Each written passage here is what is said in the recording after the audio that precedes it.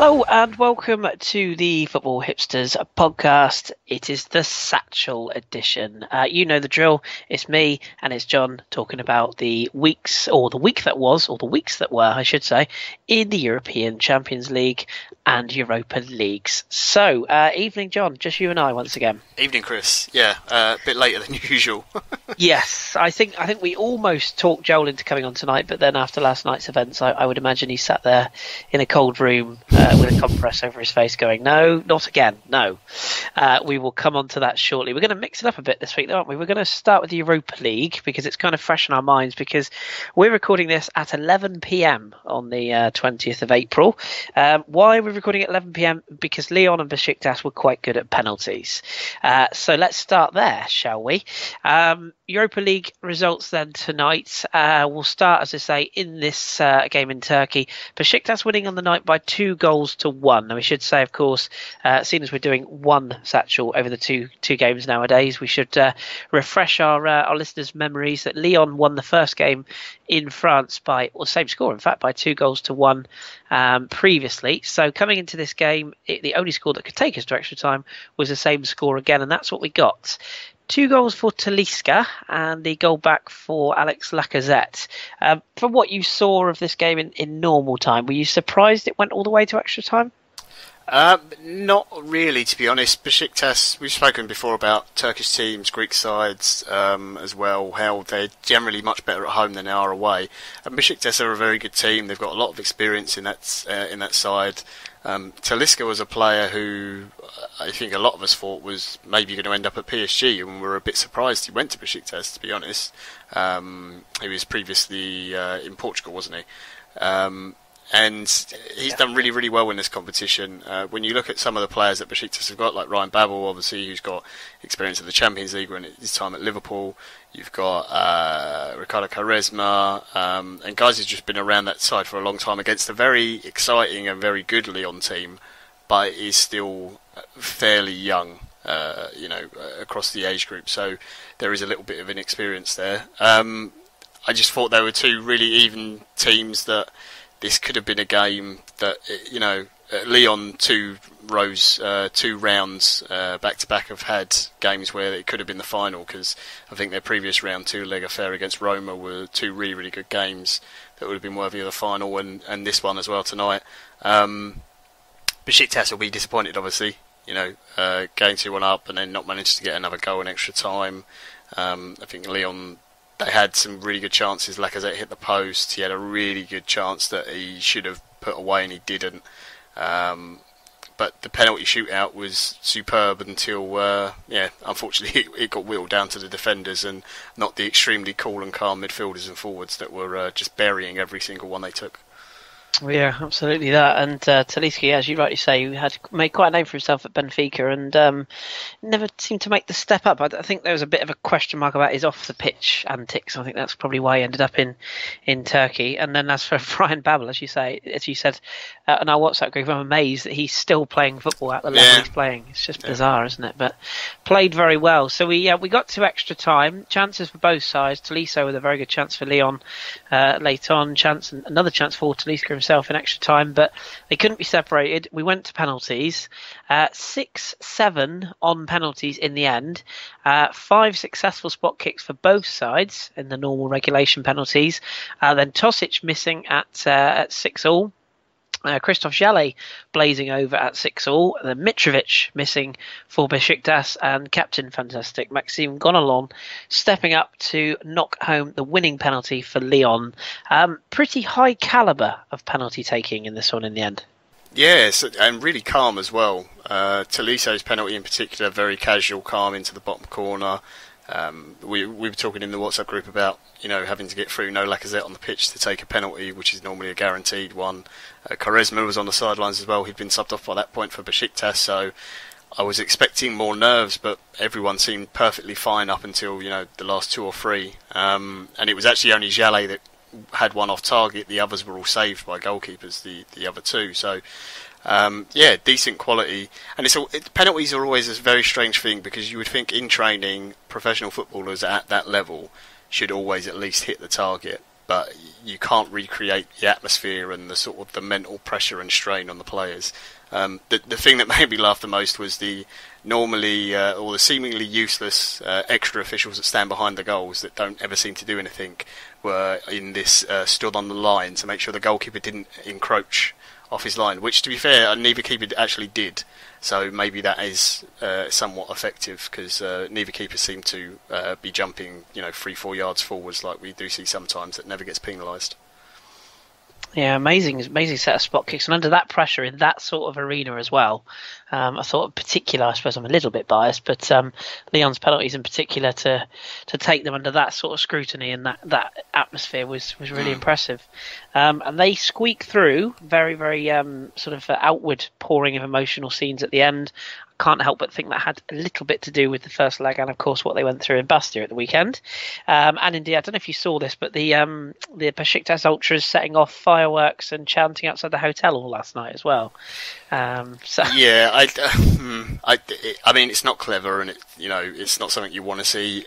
It happens to pretty much every team, not just teams going to Besiktas, but it seems to happen to a lot of teams wherever they go in Europe now. It probably happens in South America as well, and throughout Asia. It's kind of this trend where the away fans will find out where the visiting team is and try and disturb their sleep or whatever and keep them up for the night, that kind of thing.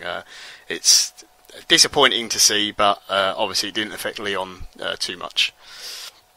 No, absolutely. And yes, putting my bias hat on comfortably, I'm delighted. So Lyon have gone through. Besiktas exit at this stage. So Lyon, first club into the semi-finals, and they're joined by Manchester United just after the first leg in Belgium. It was 1-1, a late leveller for Dendoncker after Mkhitaryan had put Manchester United in front in Belgium, and it was a similar story tonight with Mkhitaryan opening the scoring this time for the English club, and then Hani equalising for Anderlecht in probably the scruffiest goal in Europe this season. So it went to extra time, this game as well. And before we talk about the winning goal and the eventual team that went through, nasty looking injury to Zlatan Ibrahimovic, who no fault of his own, going up for a header in the I think it was the very last kick of extra time, lands awkwardly. Reminded me a lot of Kurt Zouma, if you remember, when he did his knee at Stamford Bridge for Chelsea. Essentially planting his foot, coming down all his weight, and his knee bending backwards. Already reports that it could be a career sort of ending injury given his age. The fact that he's a super athlete might squeak him through, but this is really, really tough time for Manchester United to lose such an influential player, despite the rise of Marcus Rashford. Would that be fair? Yeah, it's still early days yet, and it could be, we know a few people who know their stuff when it comes to injuries and these sort of things. So from what they've said and just from looking at it, they said it could be something as simple as 4 weeks out if he's lucky.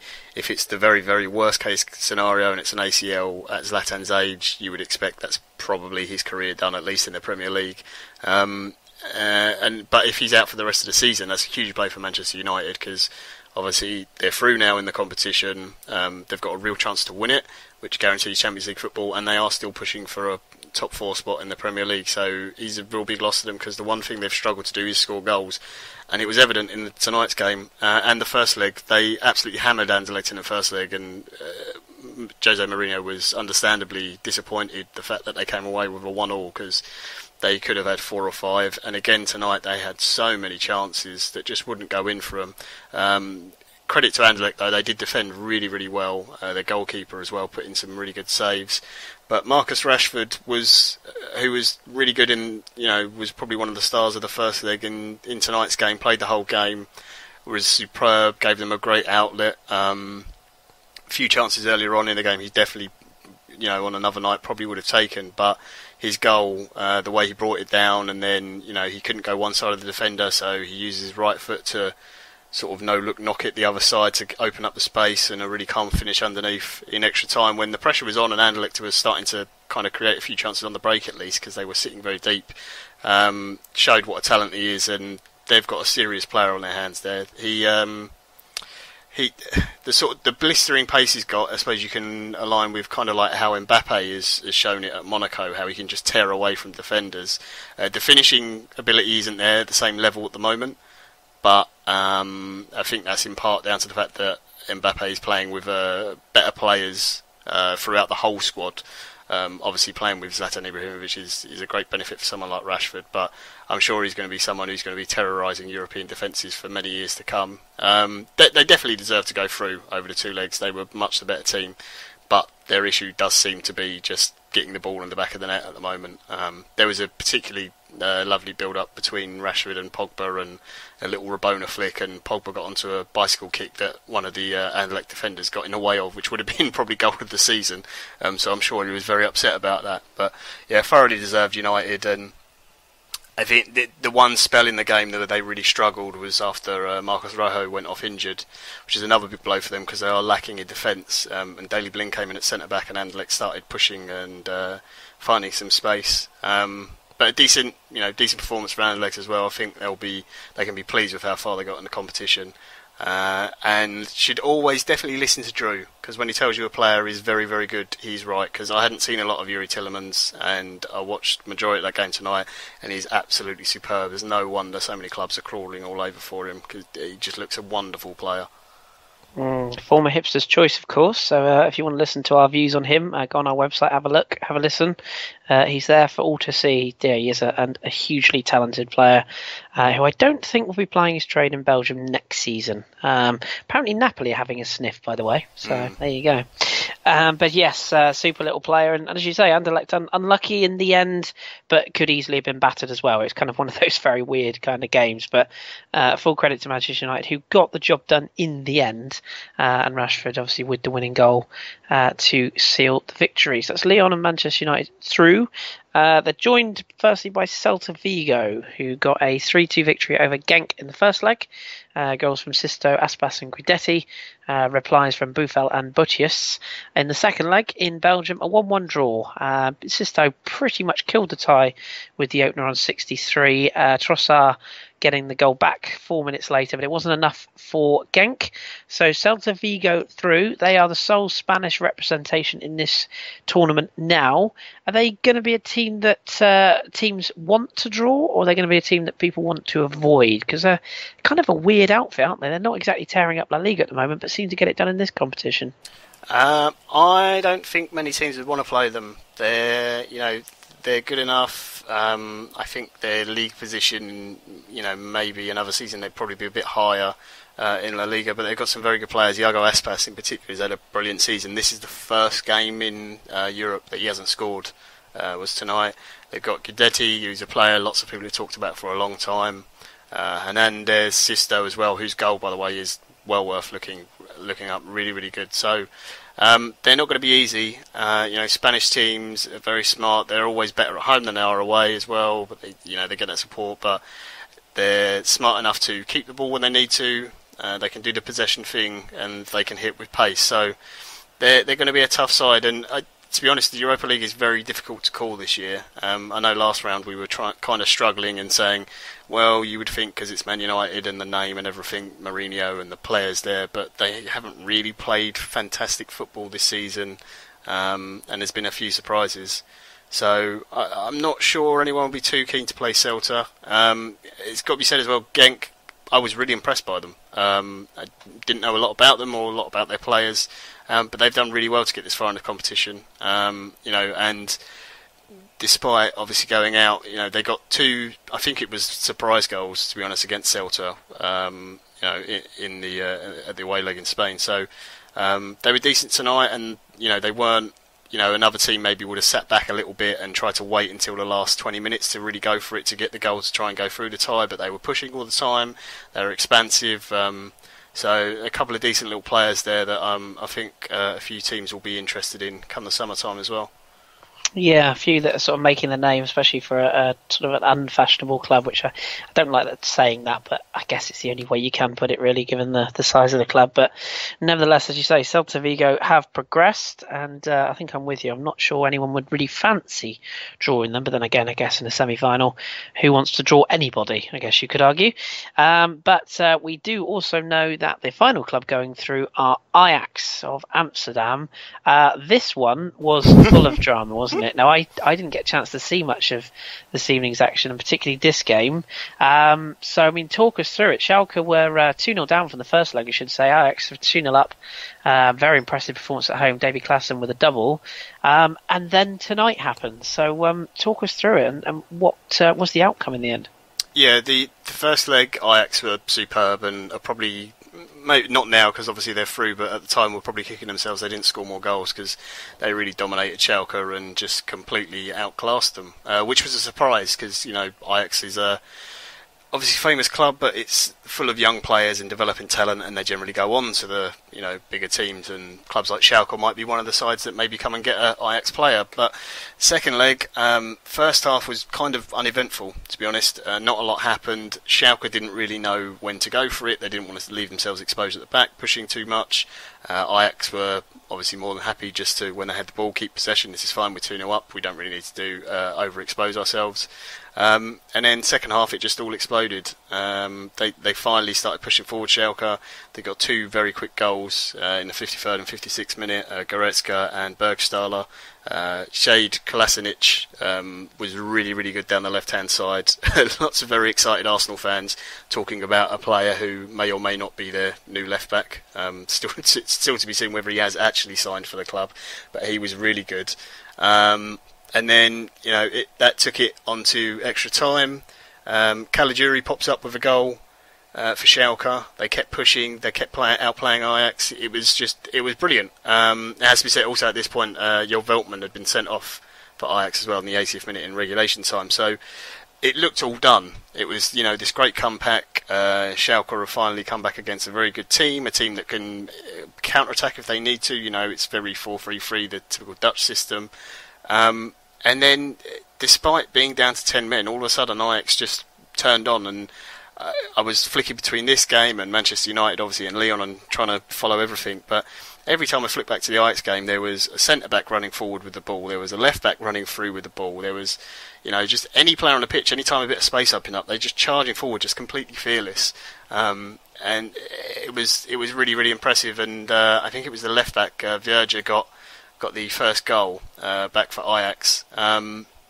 Bit of luck in it, you know, the ball breaks in the box and he goes to have a shot, and I can't remember who it was in defence of Schalke, but he goes to clear it came back off Verge and went in, and then obviously Schalke just chucked everything forwards. Ajax still kept going and scored a second in injury time as well.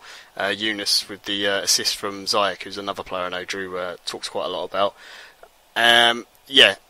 Just amazing, and Schalke looked absolutely distraught at the end of the game because, you know, they're being 3-0 up and against 10 men in extra time. It's just see the game out, and there'll be questions asked about how they managed to throw this away. I saw one of our favourite journalists, Archie Rintook, going, "Oh, this is very un-Schalke," when they were 3-0 up, and then as soon as Ajax scored, he went, "Oh, there we go, back to normal, services resumed." So, I really don't know how to assess this Ajax team because I didn't think they'd be able to get this far. I thought at one point the quality of the opposition would just get to them too much. But maybe it is the exuberant, youthful sort of talent can see them through, and because they don't fear anyone, kind of in the way Monaco kind of play. You know, just go forward, go and play your own game, don't care about the opposition, do your thing. Maybe that will see them through, and you know, they might now have a chance. I thought Ziyech was brilliant. Klassen, whose player Drew again talks about a lot, was really good. Patrick Kluivert's son as well on the wing, really good player. He set up the goal in the first game as well. But Schalke will be gutted because they'll feel like they've completely thrown this away. Yeah, and throw it away they did. From what I've read and heard as well, it was quite the capitulation. So that's that then for another season for the German side. In fact, I think that's all of Germany out of Europe now, isn't it? That's them done. Yep. So not good if you're a Bundesliga follower. So all that means going into the draw for the semi-finals, we know the lineup, of course, now, which is Manchester United, Celta Vigo, Ajax, and Lyon. So France, Spain, England, and Holland or Netherlands representative, whichever you prefer. So we obviously don't know who's going to draw who. So who's your potential winner, do you think? Oh, this is really difficult. I would have said Manchester United, but the Ibrahimovic injury I think is going to be a big concern. Lyon is the then next most obvious choice, but you know better than anyone that Lyon can put in a very poor performance if they want to.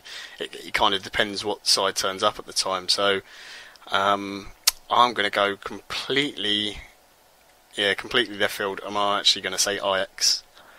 Oh, that is completely left field. Interesting. Yeah. Well, three guesses who I'm going to say, but yeah, I have to say I do think Manchester United are favourites now at this stage. I think they will look at this and think, this is their opportunity. With the squad they've got, the players they have, despite injuries, and the manager they have, the experience, they should, in theory, they should be the favourites. Yeah. What would your ideal final be if you could pick it? Because the draw is going to be interesting, isn't it? Because the old-fashioned final that everyone would probably want would be United Ajax, but I can't help but think a Lyon Manchester United final would be quite fun, or even a Lyon Ajax final would be even more fun, I think. Yeah, Lyon Ajax I think would be really good. Lyon, anyone to be honest, would be quite good because they've got such good attacking talent. But yeah, I'd like to see Lyon Ajax as the final. And this is also discounting Celta Vigo, who could quite easily win the competition as well. So I do really think it's quite open. I think that Zlatan injury is going to be the big sort of knock on United's chances, because I do think he's so important for them. Yeah, I agree. We might try and get Joel's thoughts on Celta Vigo on Monday's pod next week, just see what he thinks of their chances, because we're not really giving them the credit they probably deserve, but that's mainly due to lack of knowledge of them rather than ignorance, shall we say. So sorry to any Vigo fans listening in. I'm sure there isn't any, but you never know. Right, so that's the Europa League done and dusted now until the semi-finals. The draw, is it tomorrow? Or no, it's next week, is it? Yes, it's tomorrow. Tomorrow. And the Champions League draw as well. So I think it's what time is it? It's 12 p.m. Central European time. So midday. Sorry. Yeah, so it's about 11. About 6 o'clock then. So it's 11. It's 11 o'clock UK time. Yeah, 11 a.m. UK time.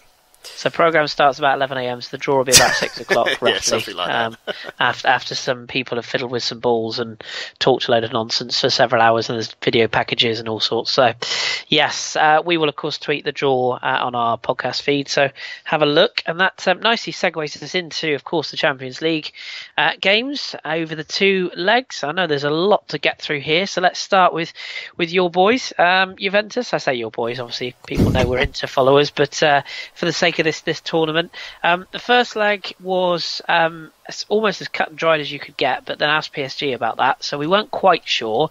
But a masterclass from Paulo Dybala and a goal from Giorgio Chiellini, making it a 3-0 victory in the J Stadium for Juve. So it was all set up. Luis Enrique coming out bullishly at the return game at the Nou Camp. I refuse to call it the Now Camp, by the way, it's the Nou Camp. And he was saying that he challenged his team to score 5. That didn't quite work because they came up against, let's be honest, the most organised team in Europe. A masterclass from Juventus, coming away with a 0-0 draw from the Nou Camp, and Juve are through. You enjoyed this, didn't you? Yeah, it was. I really enjoyed this over the two legs. It was the tie I was looking forward to, just because I thought if both teams are absolutely on it, it's going to be a brilliant game of football from both attacking and defensively. And amazing that Juve managed to draw a blank against Barcelona 2 games. It's just ridiculous when you consider the forward line and the midfield, the talent they've got. No, this is not the Barcelona of a few years ago. I think that's true.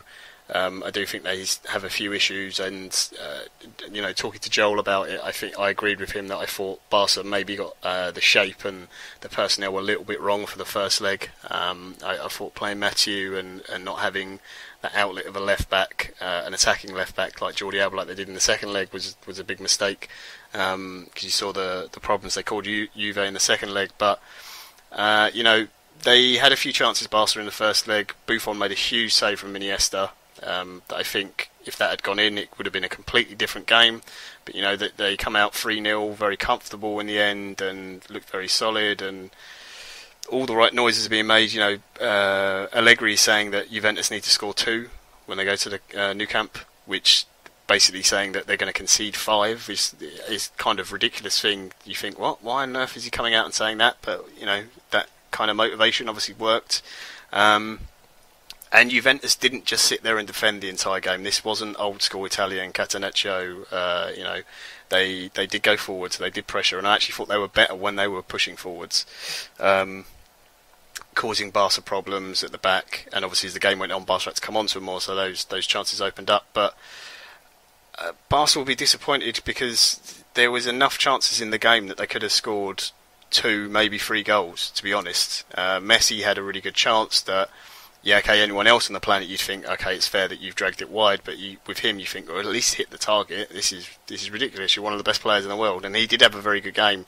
Neymar, I thought, was a constant menace down the left-hand side, caused real problems for Dani Alves and Cuadrado coming back. But the resolve in the Juve players, Cuadrado, who is a player who at Chelsea just didn't get a look in, and it just didn't work for him, goes to Juventus, turns into a brilliant attacking right winger, which we already knew from Fiorentina, obviously, but defensive work was great. Mandzukic on the other side, just completely selfish, playing as a left wing back almost for a lot of the game. Semi-Khedira, brilliant. The one error I thought from a Juve defender was probably from Alexandro when he tried to be a little bit too cute and tried to beat his man playing out from the back, and Khedira came in and completely wiped out Suarez to take a yellow card, and you could see the anger on his face, just shouting at Alexandro saying just clear your lines. Miralem Pjanic as well on the night was amazing, a player who when he's come into Juve first it hadn't really quite worked for him, and they were struggling to work out how to put him in the system with Dybala, Higuain and everyone else. But he was tough tackling, he was winning the ball, they were keeping the tempo correct. Higuain up front knew he wasn't going to have a lot to work with, but played the number 9 role really well and held the ball up when he could and got the knock-ons and things like that. So just really, really impressive performance. How many more of them they've got in them, I don't know, because that back line just gets older and older every year, but they just seem to keep doing it. It's unbelievable understanding they've got between them. The fact that they could rest them, obviously, in the previous game and have the entire back 5 rested before this match was a huge bonus. But I feel a little bit sorry for Barca because they had a couple of chances, they just couldn't bury it.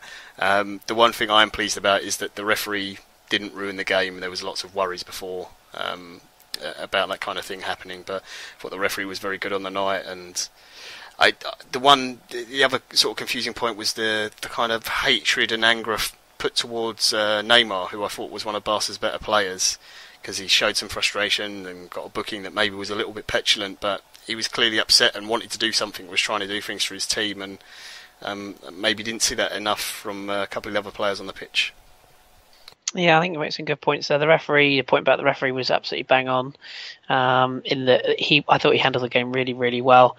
Juve were just flawless, where they, the whole game, weren't they? And they probably should have got a couple of goals. In fairness, I think there's a couple. Yeah. Khedira made a wrong choice at one point, and I think there was Cuadrado was a bit guilty of being a bit greedy at times when he could have crossed early. And Higuain, I thought, had a not quite the regulation touch when he was through in the second half, and the ball got away from him. So they could conceivably have come away with goals. Has to be said, Barcelona, I mean, they did have the attacking approach, they did the things right, but like you say, their finishing was just really off colour, wasn't it? I think there was a cross towards the end from Messi that went behind the goal, didn't even get it into the penalty area, which is really unlike him. So yeah, it just seemed to be one of those nights. I think it got to a certain point in the game, sort of 20 minutes into the second half, where I think a lot of the players just went, we know we're out. But credit to them, they kept trying. Joel made a really, really good point that just no right back at all. in that Barca team, not in the sense that they play. You saw how much better they were with Jordi Alba in the team, and the few times they did get in behind was through him and the sort of those diagonal balls, and he was like a couple of inches away of getting onto a connection for one that might have been a goal.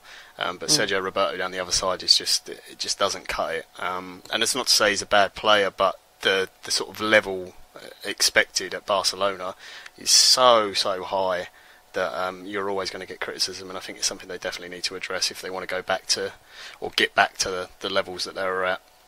Yeah, I completely agree with that. And as you say, Juventus stride on. It would be nice if Buffon finally got a Champions League, wouldn't it? It would be nice for him. But and the hatred for Neymar, that's something entirely different. I can understand why it'd frustrate people. I do get that. I mean, some of his tackling in particular was that tackle he got booked for. He is a bit of a petulant player, and I suppose the one thing I would say in defence of people who criticise him, I think he suffers from what I call Pogbaism, in that he courts the limelight, and I think when you do that, you kind of open yourself up for being criticised when you don't perform.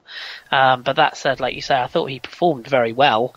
It was just one of those nights where it just didn't come off for Barca. So, bit of a divisive one that.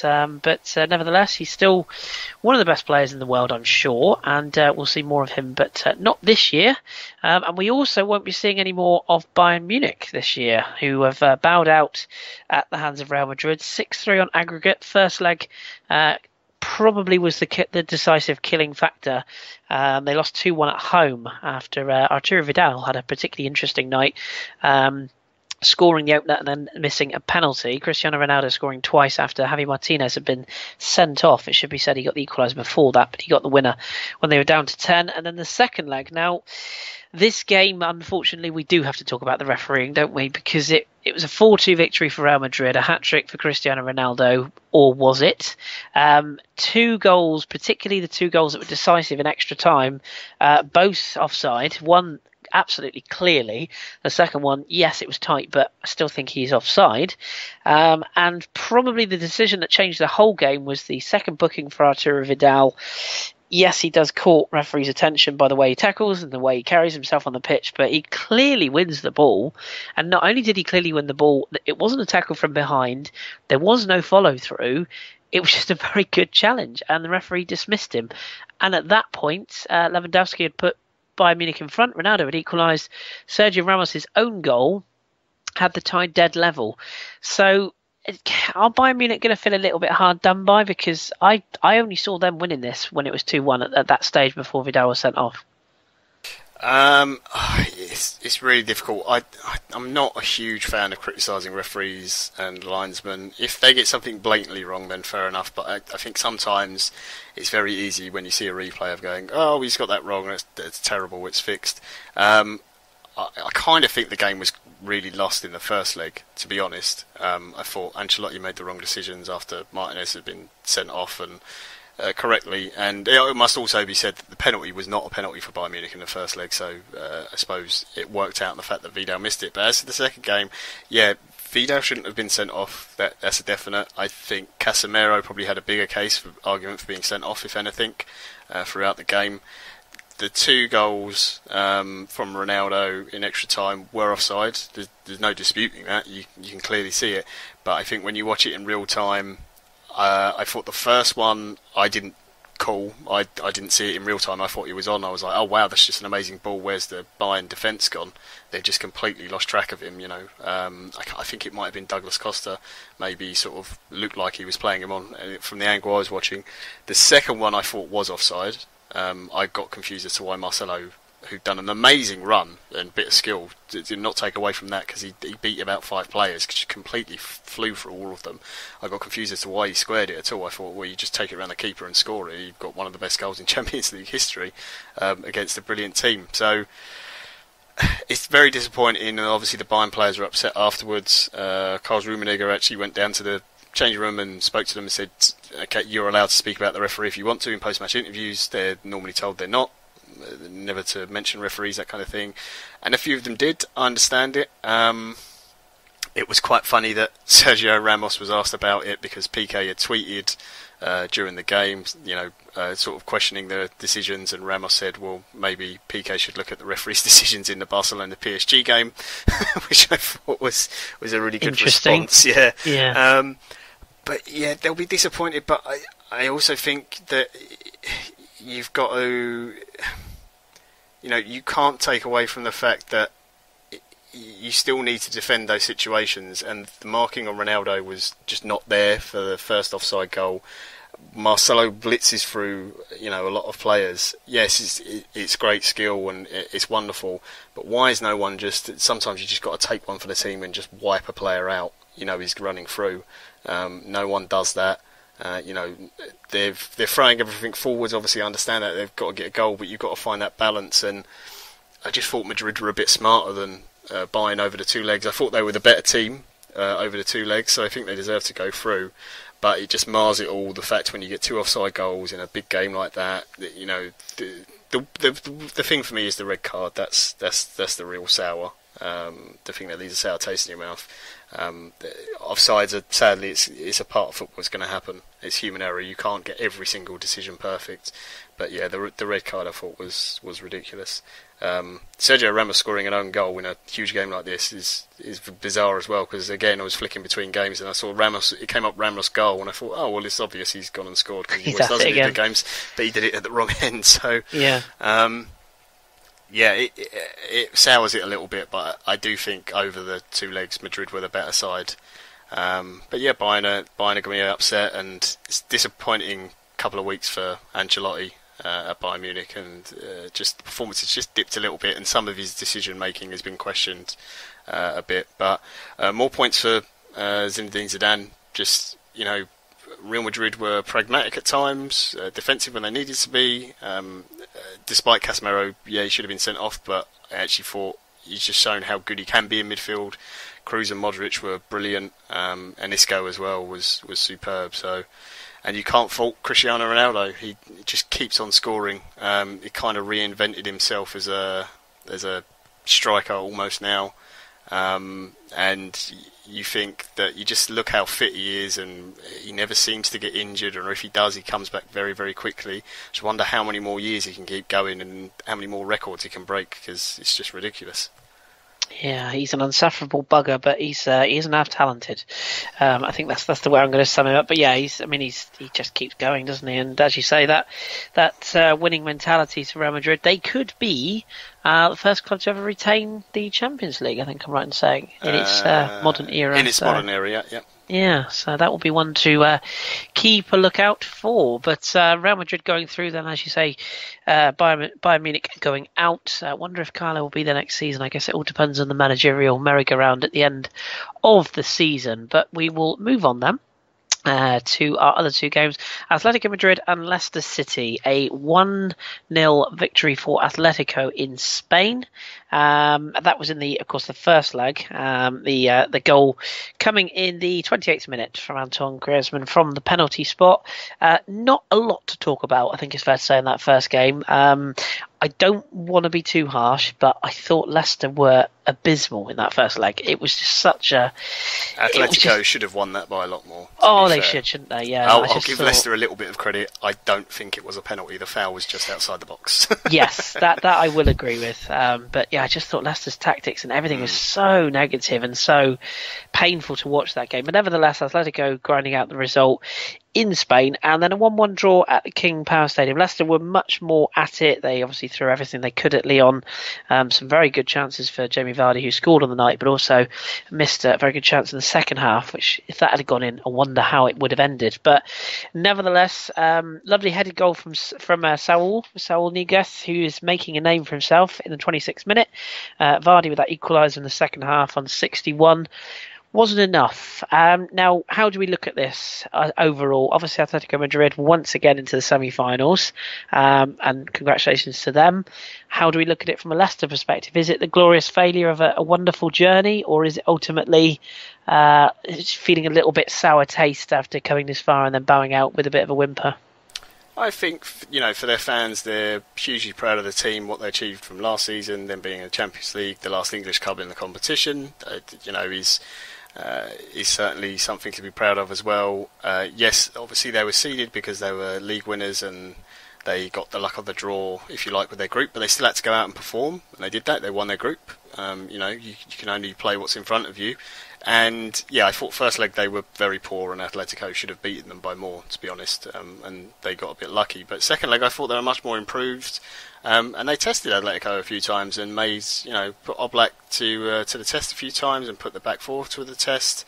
And that's very impressive, especially when you consider, they didn't have all the first choice players. Hoof was obviously missing at the back, which is a big loss for them.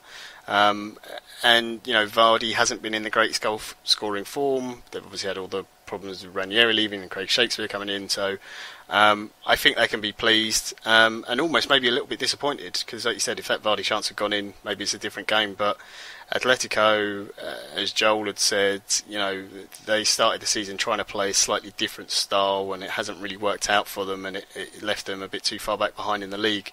But since they've gone back to that traditional, very solid, hard-working defensive style that can break so quickly with the flair players like Griezmann and Carrasco, and their midfield is full of talented players as well. Koke, Saul, Gabi and Jimenez, they're all great players. But it gets very overlooked because they do all the hard work and the tough tackling and everything else. So yeah. I think they're a team that no one wants to draw. It's so difficult to score against them, and despite the fact it's over two legs, you can maybe go, okay, well, first leg, if we just get 0-0, it's fine. But then that if you haven't scored in one of those games, you think, well, the moment Atletico get a goal, it doesn't matter if it's in the first minute of leg one or the last minute leg two, they're just going to defend for their lives, and it's so hard to break them down that you almost have to push from the start and play into their hands. So they're a serious threat, and I think now that they've gone back to the way they were playing before, we saw them win the league and get to the final of the Champions League before, that's the best thing to suit them. But yeah, Leicester can be really, really proud of themselves the way they performed. I know our friend Simon was at the game and he said he was really, really impressed with them, and it was great atmosphere and everything. He said Godin and Savic were just unreal at the back for Atletico, just absolute monsters. I was going to give him a mention, actually, Godin. It's ironic that he's got is it Lucas Hernandez and Jimenez, the young guys coming through with him, and Savic as well. And he's I think he's brought. I remember Savic at Man City, and he was absolute abomination when he first joined them, and he's come on absolute leaps and bounds. And I think the fact that when you look at some of the best defenders in the world, when they are the likes of Chiellini and Godin, who are both the wrong side of 30, both not particularly mobile, but just read the game so well. They don't need to be pacey and, tricky on the ball. They just do their jobs brilliantly and lead those in front of them onto the sides of them. And that's so key to these two sides. I think it would be fair to say, I have a feeling it's going to end up this way, but I think it'd be fair to say Juventus Atletico draw wouldn't be the best for the neutrals, because I can just imagine both teams sitting back going, "You attack, no, you attack. Well, we're not attacking. Well, nor are we." So I thoroughly enjoy it because I love defending. But oh yeah, not everyone would. It would be a spectacle. I'm just not sure it'd be one that would be a real tasty tie. Either that, or they'll just go balls to the wall and throw everything at each other and see what happens. But I have a sneaking feeling that's going to be the draw. But well done to Leicester City, nevertheless, for getting to this stage, and indeed to Atletico, who I think even myself as not a particular fan of Simeone and his style, I think it'd be hard for even I to say that I hope maybe this could be their year, because they've gone close so many times. It would be fitting that they could lift the trophy going into their new stadium, so we shall see.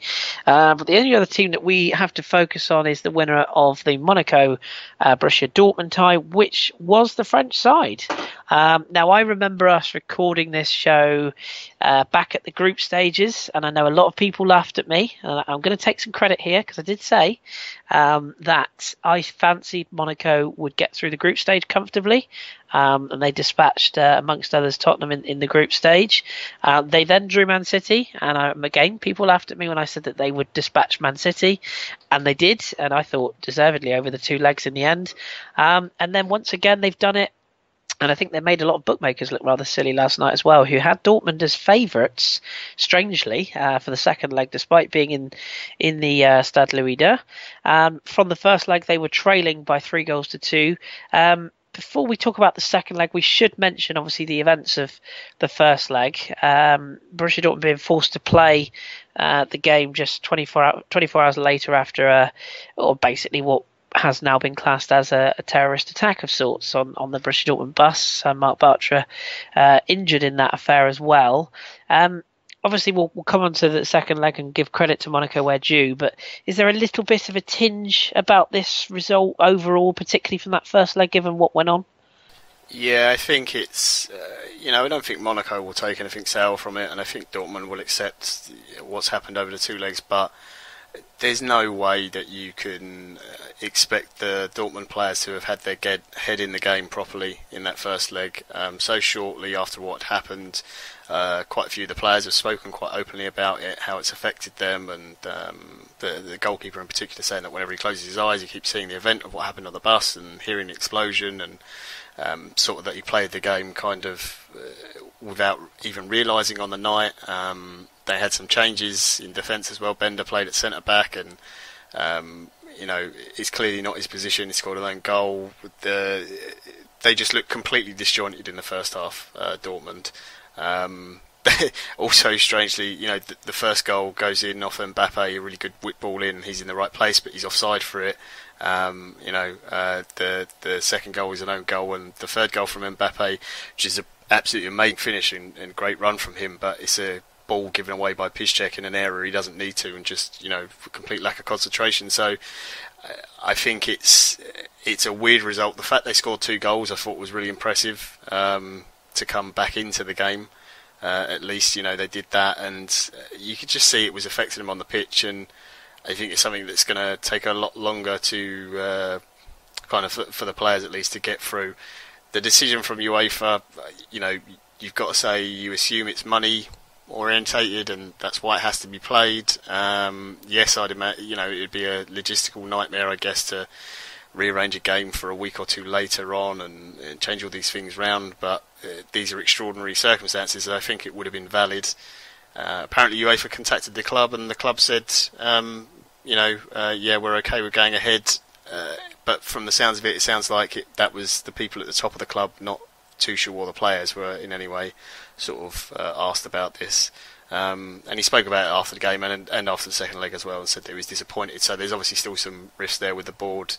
But sadly it's happened, so you have to move on from it. They went to the second leg, and Monaco were a much better side. They were very, very good. I was, again, like you said, I was confused by the odds that the bookmakers were giving. Didn't make any sense. You knew there was going to be goals, but I just thought Monaco are at home, and they've shown at times that they can close out games if they need to. Yes, Dortmund got 2 goals, but Monaco with 3 away goals. Surely it's done.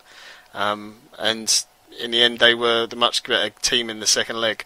I think they'll be pleased that they're through, and just get to whoever they get in the semi-final, and if they can get through that, then anyone who's kind of got any sort of naysaying about them and saying, oh well, it doesn't really count because of the first leg against Dortmund and everything that happened, that can kind of be put to one side, and is a separate issue. So I don't want to take anything away from the Monaco team because they've been superb this season, but their first leg just feels it just doesn't sit right with me. I don't know how you resolve it or how you could have done things differently, but it just didn't feel right.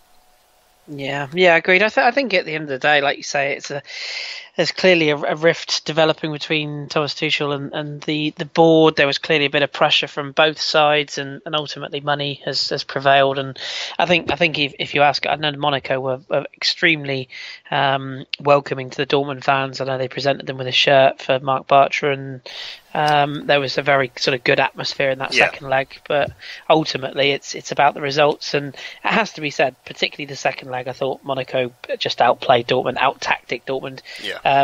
We should touch on Thomas Tuchel's tactics. I I think he's a very, very good progressive young coach.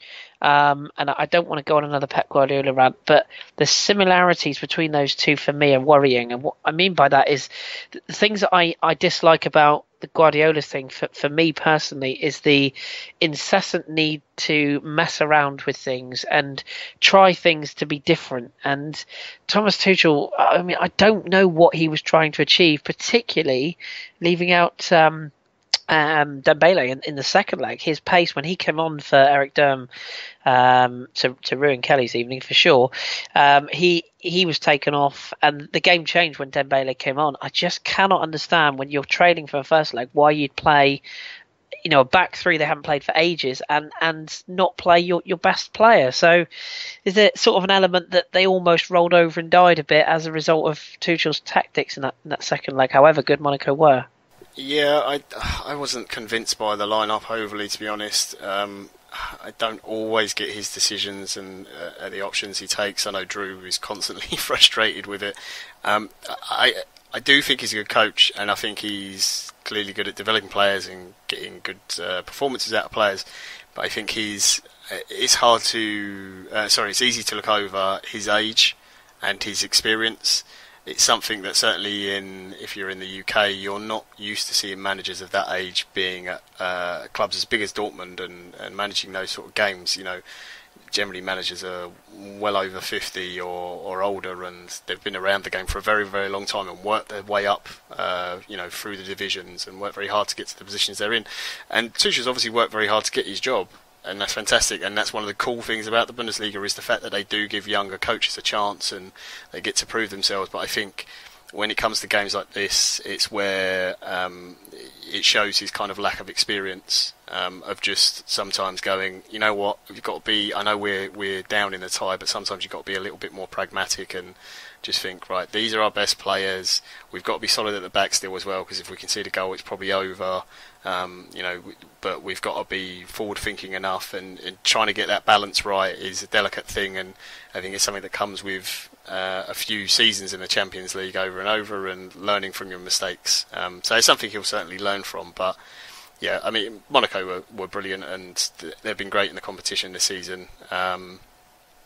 Again, another team no one wants to play. I mean, the four teams that are into the semis, they all thoroughly deserve to be there. And they're all horrible ties, whoever draws them, because they all offer a completely different kind of threat. Yeah, I completely agree. And as I say, I have a sneaking suspicion that we'll have Monaco, Real Madrid, which is two clubs that struggle to defend, and Atletico, against Juventus, two clubs that certainly don't struggle to defend. So it could be quite the clash of cultures. I suppose, for the neutral's point of view, people will be looking at a Madrid final. Personally, I'd love to see a Monaco Juventus final. I think that would be the ultimate clash of styles. Jardim against Allegri, I think, will be a fascinating duel as well, because this is what people forget. Jardim was a very, very accomplished defensive coach as well, and I thought Monaco were actually much better defensively last night than they have been recently.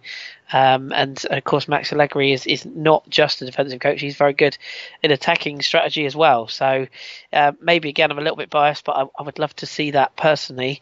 I still can't look beyond one of the Madrid sides to win it, but I still have this sneaking suspicion that Juve will actually be the Champions League winners this year. So are you on a similar line, or are you kind of in the Real Madrid and Atletico camp? Or I'm scared to say Juve will win it because I don't want to jinx them.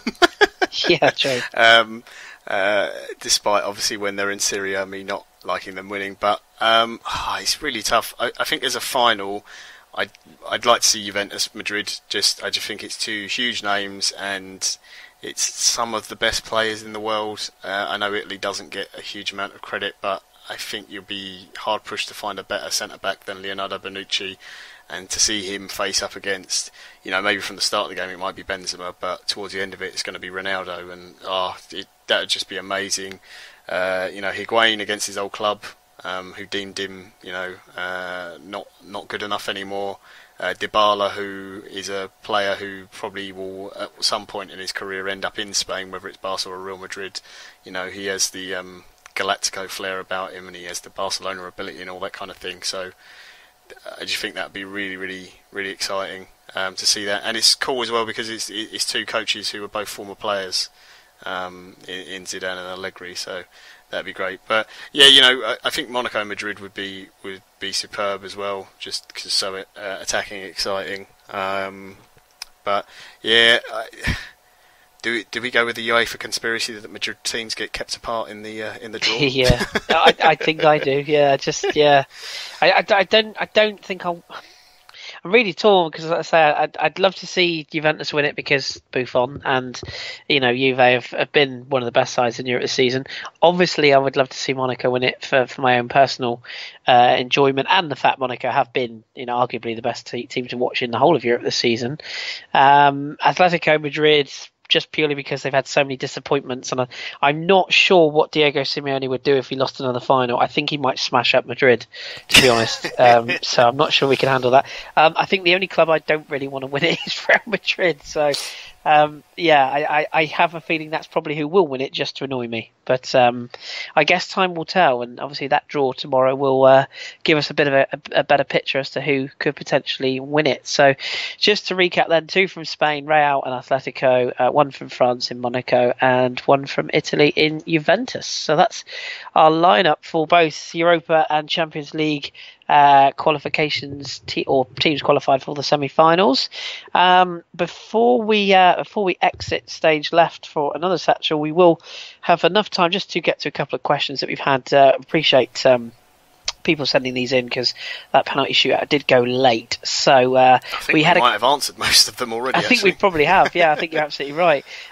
We had a couple on Kylian Mbappe, which I feel I should quickly answer. Billy AFC, I think he might be an Arsenal fan because he wants to know what the chances are of signing Mbappe for his club, I presume. And Bobby Chakraborty, our regular, says, have you heard anything about Mbappe having a release clause? And what would your ideal ties be in the Champions League? Well, we've obviously answered the second part of that question. I think on Kylian Mbappe, I'm going to put my head on the block here. I don't have any inside information on Kylian Mbappe's contract. Sorry about that. The only things I do know is that I think I mentioned this on a previous podcast. His next move is going to be very, very heavily weighted towards a boot deal that he's going to be signing, I think, in the summer. He's a Nike client, and there's a lot of negotiations going on about how much he's going to be paid to be the face of Nike. Now, he won't be the only face of Nike. They've got people like Neymar and Ronaldo, of course, but they're looking for a young, burst-out superstar, much like Thierry Henry was back in the day. And I think, I know Kylian Mbappe is one of the names they've earmarked to pay an awful lot of money. And because of that, obviously, the image rights will go up. I think, and I'll put my head on the block here and say that a certain Mr. Jorge Mendes, who is not the player's agent, it has to be said at this stage, but he does provide a lot of advice, a lot of, how should we say, furnishing transfer deals. Is that a PC way of saying it? Has a lot of links to Monaco players, shall we say. I think he's just stirring the pot by suggesting there's a release clause because he very carefully mentions the fact that it's very high. So I think we'll see a lot of clubs sort of test the water with large bids, and I think it's his way of saying, if you don't bid 80 or 90 million, I can turn around and say, well, he's got a release clause of 60 or 70 million. So in other words, if you don't get a massive bid, they can still get a very large bid by using that release clause carrot. So I don't think he has got a release clause, and if he does, I would imagine there's a huge amount. Do you remember the Martial deal when he went to United? Oh, yeah. The whole Ballon d'Or clause and all that? Yeah, it could go up to 80 million, yeah. Yeah, I think that's the sort of deal we're looking at. I think the initial fee, because don't forget, he's only been on the scene, for people who've watched him a little bit pre-season, I mean, he was very good last season. This is what people may not realise. He was very good last season, but didn't get as many games as he has this season with Falcao and Germain's injury problems throughout the season. So this is his breakthrough season, but he's still yet to prove it at the very top level consistently for 2 or 3 seasons. So I don't think he'll go in the 90 or 100 million bracket, but I do think it's going to cost a good 50 or 60 million plus add-ons to get him out of Monaco, which will happen, I think, in the summer. So to answer Billy's question, the more he scores goals at the top level of European football, the less chance Arsenal have of signing him. I have to say that much. They are interested. The problem is, I think at the last count, there's another 14 other clubs in Europe that are interested as well. And when you consider one of those is Inter Milan, who've got a lot of money, and when you consider one of those is Manchester United and one of those is Manchester City, you can kind of see where we're going with this. So, as much as I'd love it, I don't think it's going to happen, sadly. Can you see him at Inter, by the way? I suppose only if Icardi goes. If they play two up top, yeah. I can't see Icardi leaving anytime soon, so there's no reason for him to go. He loves it there. But yeah, it'd be exciting. I suspect if he ends up anywhere, it's probably Premier League, to be honest. I can see him replacing a certain Mr. Aguero at Man City, worryingly. But then, of course, they have Jesus. Yeah, but he could play with Jesus. It wouldn't be... Pep loves as many forwards as he can get. So it'd be terrifying. Him, Jesus, Sane. Wow. Kevin De Bruyne. Ouch. Yes, but as long as they got Gael Clichy at left back, I won't be too worried. So, yeah, it'll all be fine. He says ahead of a semi-final on Sunday, but that's another story for another podcast. Bobby also wanted to ask if Ajax can win the Europa League. We sort of covered that in the Ajax talk, didn't we? But are they potential? I mean, it sounds silly to say dark horses, but you know, on their day, they could add this Europa League to their haul of European trophies, couldn't they? In theory. Yeah, I think they've got a real chance. You know, it's not wide open, but Lyon are a team that, if they perform to their best, I think them and Manchester United are probably the best two sides left in it. But you know, Lyon's performances have been up and down at times this season. They can go on a run of really, really good games and then disappoint all of a sudden, and you're like, wow, where did that come from? You know, I honestly don't know enough about Celta to be able to say whether they're better than Ajax. I suspect in terms of, you know, the players I look at who are at the club that I know of anyway, some of them are certainly experienced enough. But what Ajax have got is that kind of youthful thing and just no expectancy on them. This isn't like playing for Ajax in the mid-90s when you were expected to do things when they were still winning a lot and sort of challenging in Europe. This is an Ajax team that hasn't got to a semi for, I can't think how many years now it is. It's a very long time. Mm-hmm. So there's nothing on them. They can just go out there and play with complete freedom. And when you are young like that, you find that extra sort of 5 minutes of running in your legs in the extra time and that little bit of burst of energy to go forwards. Obviously, the age can be an issue as well, because you can counteract that. The inexperience can cause you, and you can make the wrong decisions. But it's the one thing at Ajax, they do generally coach players to understand the game and understand how to manage a game themselves in game. So I think they've got a real chance. And to be so comfortable in their first leg against Schalke, and then be 3-0 down in extra time and be down to 10 men and fight back into it, that gives you a huge, huge belief. So, you know, 2 more games and are in a final, and then anything can happen. True that. Yeah, very true. And our final question, we have kind of answered this, but I'll twist it slightly just to get the gentleman's name in. It's our good friend Tom at 5 Star Flips, who Tom listens to this pod every week, and he always comes up with these brilliant questions. Tom, I think you need to write a blog or something for us. You need to do something. Because we just need to, because you've got such a good football mind that we need to get you involved with us somehow. Either that, or we'll have to have a chat to you over the summer and do a pod with you. So there you go. There's an invite if ever I had one. But his question, he's saying, what matchups in the next draw do you think will be the most entertaining? And after tonight's performances, who do you think will win? So we have kind of covered that. So I'm just going to twist Tom's question slightly and say to you, in fact, I'm going to twist it completely on its head. Which teams have disappointed you going out this week, and which ones have got the most rebuilding to do? Because you look at, particularly, I'm looking at Barcelona and Bayern Munich here and saying these are 2 clubs that would have expected to make finals, and they've gone out of the quarter-final stage. You know, Leicester, you couldn't really level that at, and probably all the teams that have gone out of Europa League tonight. Maybe Schalke you could level this at as well. Which one of those, or those teams that have gone out, will look at this and think, actually, we've got a huge amount of rebuilding to do if we're going to come back stronger next season? Yeah, I think I don't know if it's a huge amount, but I think Bayern will be disappointed. If you go out to Real Madrid, there's no real loss there. You know, they're a wonderful team, and they're probably favourites or joint favourites, I would guess, with Juventus to win it now. But I do think there's a question mark over their defence. You know, Jerome Boateng is a great centre-back, but he hasn't been fit enough. Mats Hummels is wonderful, but the pace isn't really there. They've got to replace Philipp Lahm, which is huge. What of those midfielders are definitely going to be there next season? You know, I don't know how long Ribéry and Robben can carry on doing what they're doing. If they can keep going, that's great, but that's a real question mark. But you would expect Bayern Munich, with the finances and the way they sort of future-proof themselves by always hoovering up young talent and bringing them through, that it shouldn't be too much of an issue. Barcelona for me is the strange one, because it kind of feels like it's end of an era. You know, obviously Xavi went. Iniesta, is he staying? Is he going? Messi's obviously still a wonderful player, and you've got Suarez and Neymar. I still think there's sometimes issues caused by playing all three of them in the same side. It doesn't always quite work. They definitely need a right back. Jordi Alba seems to be their only option at wing back on the left hand side. The midfield isn't what it used to be. So I think there's more needs to be done there than probably any of the clubs.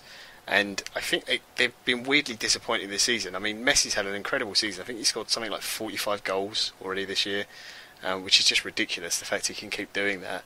But the Barcelona team have been, every time I've seen them, they've been kind of hit and miss with performances. Like sometimes you see sort of 10 minutes of absolutely amazing, and then they just kind of, they don't seem to be able to keep the ball and move it about as consistently and quickly as they used to. And maybe it's just a case of we were really lucky to see how good they were when they had Xavi, Iniesta and Sergio Busquets all playing together, and they're all at their peak. And you know, maybe we just didn't realise how quite good they were at the time. So I think that's the big one. Dortmund going out, yeah, obviously they went out, and everything that happened it kind of affects it in some way.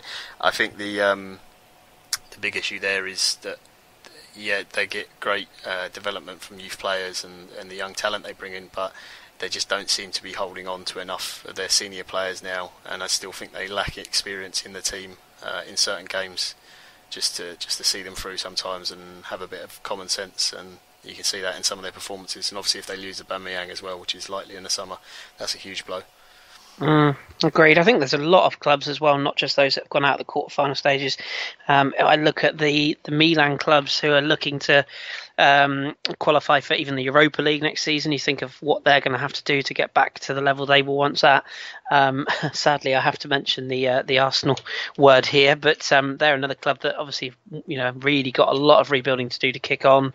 PSG, how are they going to be able to kick back since what's happened? I'm really excited to see what happens with RB Leipzig next season as well, because obviously they're going to be a new club coming into the tournament. So I think next year could be a really, really interesting Champions League, depending on how much business people do in the summer. So definitely one to keep an eye on. So thanks for that question, Tom, even though I kind of switched it around a bit. And as with the offer to Tom, if any of you listening to this have some thoughts that you want to put down on paper and write for us, if you want to write a blog, or if you particularly want to do a podcast with us at some point, we do vet people, because we can't have any old riffraff on here. I mean, we've already got John and me. So, but if you particularly want to come on, I'm sure we can try and set up a time, particularly over the summer. However, so we've got a bit of a downtime with no tournament this summer. I was saying to Ross the other day, John, I'm quite happy that we don't have a tournament to cover this year, because doing those pods every day last summer was a nightmare. Yeah. So roll off the World Cup next year. I can say that much now. But so over the summer we'll have a little bit more free time. So if there are people out there that might want to speak to us and have a little chat about their leagues or their loves for Champions League or Europa League football, let us know. But we will draw a line under the Satchel for tonight and for the quarterfinals at this point. As I say, we will tweet the draw for the respective semi-finals when they are released tomorrow. So look out for that on our timeline, probably tomorrow afternoon. I'm sure you'll all know by then, but we'll tweet them anyway. We'll be back, of course, after the semi-finals. We're going to keep the same format, so we're not going to do a podcast after the first legs, but we will after the second legs when everyone's through, unless it's a massive sort of 4-4 draws across the board, then we might, but I don't think it's going to happen. So we'll be back after the semi-finals. Just a quick word for our partners, of course, classicfootballshirts.co.uk. If you want to buy yourself some classic merchandise of Champions League or Europa League clubs, or if it's just your local club, get yourself along to their website, classicfootballshirts.co.uk.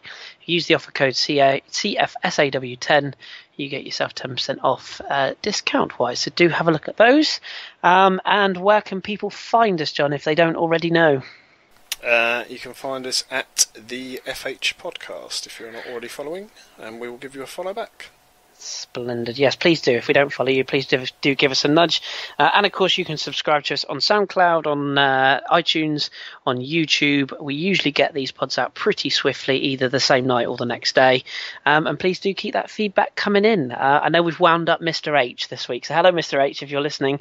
I know we've wound you up being a little bit biased against Manchester United. So sorry we've wound you up, but we appreciate your feedback anyway. And let's hope Zlatan gets better soon, because I'm a little bit sad about that news. And I think the final word will go to Juninho Pernambucano. Remember him, John? Former Lyon player. Oh, yes. Yep.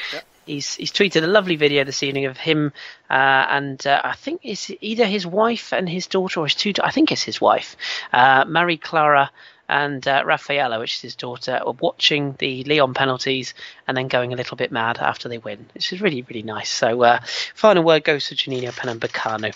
So my thanks to John for joining me this evening. Thank you, John. No worries, Chris. And as I say, we'll be back after the semi-finals. We will return with the English breakfast on Sunday, where no doubt Ross will be mopping up my tears as Man City crush Arsenal in the FA Cup semi-final. So until I have to go through that, we will leave you in peace. We'll be back with the English breakfast Sunday and the main podcast next Monday. Until then, keep tweeting us and keep subscribing, and we'll speak to you very soon.